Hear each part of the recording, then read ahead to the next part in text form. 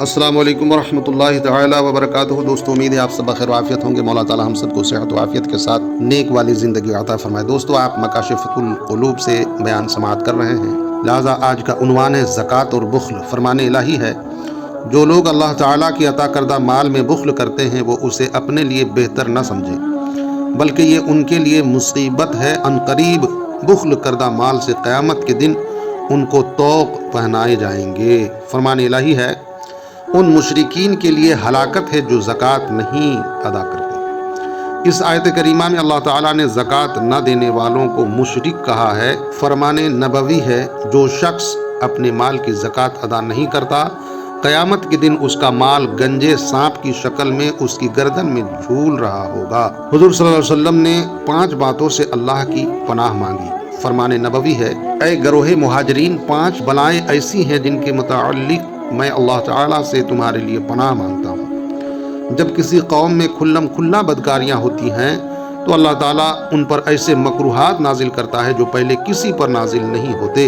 جب کوئی قوم ناپ تول میں کمی کرتی ہے تو ان پر تنگ دستی، قحط سالی اور ظالم حاکم مسلط کر دیا جاتا ہے۔ دوستو، ہم رونا روتے ہیں کہ ہمارا وزیر اعظم، ہمارا پردھان منتری ظالم ہے، تو یہ رونا ہمارے لیے غلط ہے، کیونکہ ہم نے خود ہی اپنے کرتوت سے، اپنے کردار سے یہ راستہ چنا ہے۔ اس حدیث کے مطابق میرے دوستو، ہم پر جو ظلم ہو رہا ہے، خود کردہ عمل کی بنیاد پر یہ ہو رہا ہے۔ جب کوئی قوم اپنے مالوں کی زکوٰۃ نہیں دیتی، انہیں خشک سالی گھیر لیتی ہے، قحط سالی گھیر لیتی ہے۔ اگر زمین پر چوپائے نہ ہوں، یعنی اگر جانور نہ ہوں، تو کبھی ان پر بارش نہ برسے۔ جب کوئی قوم اللہ اور اس کے رسول کے عہد یعنی وعدہ کو توڑتی ہے تو اس پر اس کے دشمن مسلط ہو جاتے ہیں، جو ان سے ان کا مال و دولت چھین لیتے ہیں۔ اور جس قوم کے فرما روا کتاب اللہ سے فیصلہ نہیں کرتے، ان کے دلوں میں ایک دوسرے سے خوف پیدا ہو جاتا ہے۔ فرمان نبوی ہے، اللہ تعالیٰ بخیل کی زندگی اور سخی کی موت کو ناپسند فرماتا ہے۔ فرمان نبوی ہے، 2 عادتیں مومن میں جمع نہیں ہو سکتی، بخل اور بدخلقی، یعنی 2 عادتیں مومن میں جمع نہیں ہو سکتی۔ ایک تو وہ جو مال ہوتے ہوئے غریبوں کی مدد نہیں کرتا، اور دوسرا بد اخلاق، جس کے عادات و اطوار اچھے نہ ہوں۔ فرمان نبوی ہے، اللہ تعالیٰ نے قسم کھائی ہے کہ بخیل کو جنت میں نہیں بھیجے گا۔ اللہ اکبر! یعنی جو مال و دولت رکھتے ہوئے بخل کرتا ہے، یعنی غریبوں کی مدد نہیں کرتا، ایسے لوگوں کے لیے اللہ تعالیٰ نے قسم کھائی ہے کہ اسے جنت میں نہیں بھیجے گا۔ فرمان نبوی ہے، بخل سے بچو، یعنی کنجوسی سے بچو۔ جس قوم میں بخل اور کنجوسی آ جاتا ہے، وہ لوگ زکوٰۃ نہیں دیتے، صلہ رحمی نہیں کرتے اور ناحق خون ریزیاں کرتے ہیں۔ فرمان نبوی ہے، اللہ تعالیٰ نے رقاقت اور شعلہ پن کو پیدا کیا اور اسے مال اور بخل سے ڈھانپ دیا۔ حضرت حسن رضی اللہ تعالیٰ عنہ سے بخل کے متعلق پوچھا گیا، آپ نے فرمایا، بخل یہ ہے کہ انسان راہ خدا میں خرچ کرنے کو مال کا ضیاع اور مال جمع کرنے کو خوبی سمجھے، یعنی مال کو ضائع برباد ہونا سمجھے اور مال کو جمع کرنے کو خوبی سمجھے۔ بخل کی بنیاد اولاد اور مال کی محبت، فقر و فاقہ کا خوف اور طول عمل ہے۔ حدیث شریف میں ہے کہ بے شک اولاد بزدل اور بخیل بنا دینے والی ہے۔ اللہ اکبر! یعنی آدمی ایسے ہیں جو اپنے مال کی زکوٰۃ کی ادائیگی اور اپنے اہل و عیال پر خرچ کرنے کو اچھا نہیں سمجھتے۔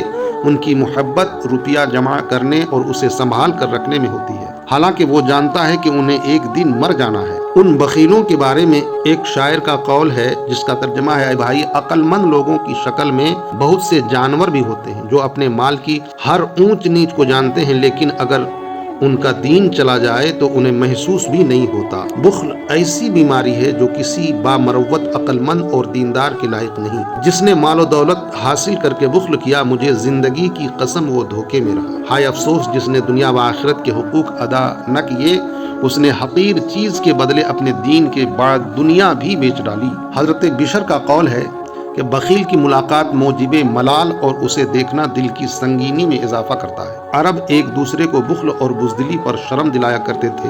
بخیل کی ذلت کے لیے اتنا ہی کافی ہے کہ وہ دوسرے کے لیے مال جمع کرتا ہے، خرچ کرنے سے تکلیف محسوس کرتا ہے اور اس کی فراوانی سے لطف اندوز نہیں ہوتا۔ ایسے آدمیوں کے لیے حضرت وکیع کا قول ہے کہ بخیل ہمیشہ اس کے وارثوں کے لیے مال اکٹھا کرتا ہے اور اس کی حفاظت کرتا ہے۔ شکاری کتے کی طرح ہے جو بھوکا ہونے کے باوجود شکار کی حفاظت کرتا ہے تاکہ اسے دوسرے کھائیں۔ ایک ضرب مثل بخیل کے مال کی آنے والے وارث کو خوشخبری دے دو۔ امام ابو حنیفہ رضی اللہ تعالی عنہ کا قول ہے کہ میں بخیل کا فیصلہ نہیں کر سکتا، کیونکہ وہ اپنے بخل کی وجہ سے اپنے حق سے زیادہ لینے کی کوشش کرتا ہے اور ایسے آدمی امانت دار نہیں ہوتا۔